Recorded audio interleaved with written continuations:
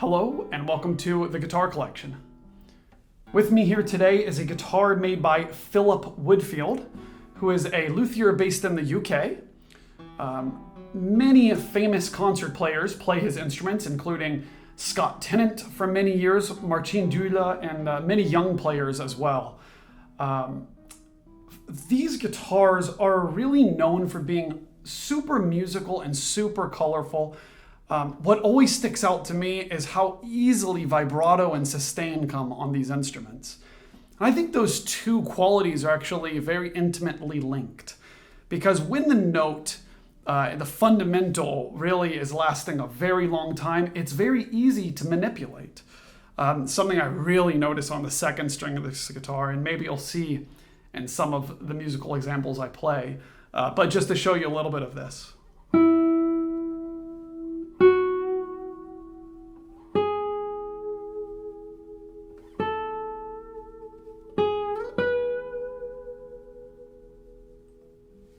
And you know, the more I listen to it, the more I come to understand what it is that I like about the sound and the way the sound can be manipulated. And like I was saying regarding the sustain and the vibrato there, it's almost like you don't have to choose an exact moment to do the vibrato, right? Sometimes when the sustain dies really quickly on a guitar, your frame of time that you can choose to actually do a vibrato is very small. It's like right after you pluck the note. But on this guitar, you can linger for a long time, even with many other strings muted. So like, say I pick this F sharp and mute every other string. F sharp is a tough note there. Watch if I don't mute the strings.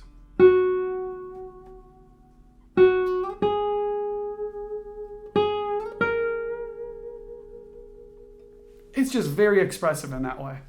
So, a little bit about these guitars. They are lattice braced, but not in the lattice bracing that you might imagine in the Australian style with a very heavy back and the guitars being super heavy in general. This is a fairly lightweight guitar, and this is his model that he's probably most known for, the Grand Concert model. Now, when you look at it, at its face, or even as the player's perspective, you don't notice that there's any raised fingerboard. You might just think there is no raised fingerboard on this guitar, which sometimes leads to less easy access of the higher frets. But then, strange enough, when you look at the other side, it's revealed, right? You can see how the body tapers away here and the upper frets are more easily accessed. So when you look at the guitar head on, you can actually see how one side of the body slopes downwards so that you can access the higher frets and the other side stays flat. Now I imagine Woodfield does this for a number of reasons, maybe both aesthetic and musical reasons. But either way, it is very appealing to be able to reach those high frets with ease here. So a little bit more about this particular Woodfield. This guitar was built in 2010, and a really great player has played it for a large number of years, so it has a really opened up sound. I've owned, wow, this might be my fourth or fifth Woodfield that I've had, and I've made videos of each. Some of them I made a while back and I haven't uploaded to this channel yet, but I will get to it. And this one probably has the most open voice that I've heard on a Woodfield. Now, you know, it has a spruce top. Notoriously, spruce tops take longer to open up, and so it's really nice to hear an example that's been played for a large number of years, because this thing has a really wide open sound. The back and sides are Macassar Ebony, a very hard wood, and I know that Philip Woodfield likes to use this wood on his guitars because I've seen them on quite a few of them. It also looks incredibly beautiful. The neck is thin, actually. I've played some with thicker necks. It is relatively flat on the back of the neck, which I like. However, it is fairly D-shaped. You can feel some shoulders here on the treble and bass side. That's something I don't like as much. I'd rather have a C-shaped and no shoulders here. But I do like that it's flat and relatively thin in the center. It makes it very easy to play, really easy to bar in low positions.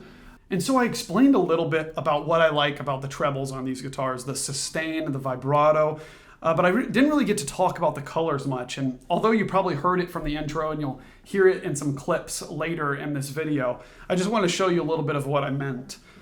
When you play over the fingerboard, this guitar is just incredible. Listen to this.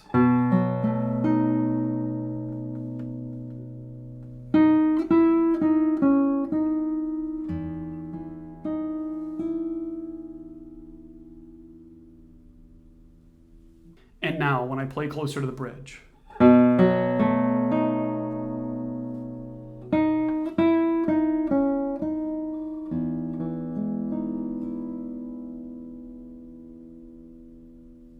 It's so sensitive. Now with the flesh in my fingers.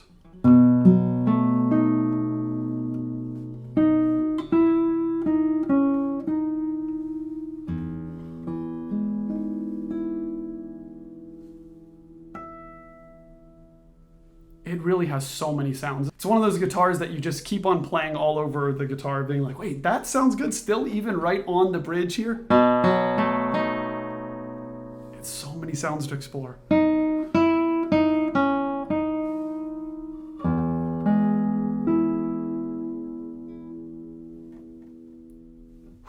It's really pretty.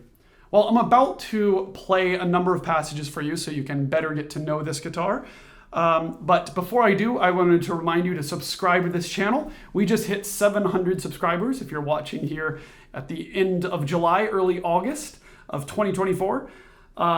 Definitely leave a comment. Let me know what you think about this guitar, and check out the other videos.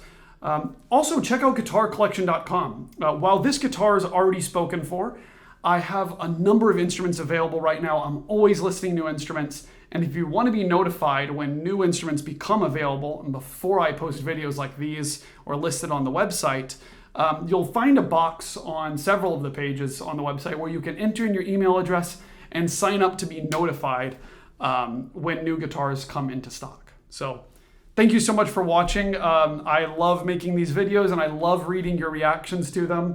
So I really enjoy this whole process as well. But let me go ahead and play some passages for you, and thanks again for watching.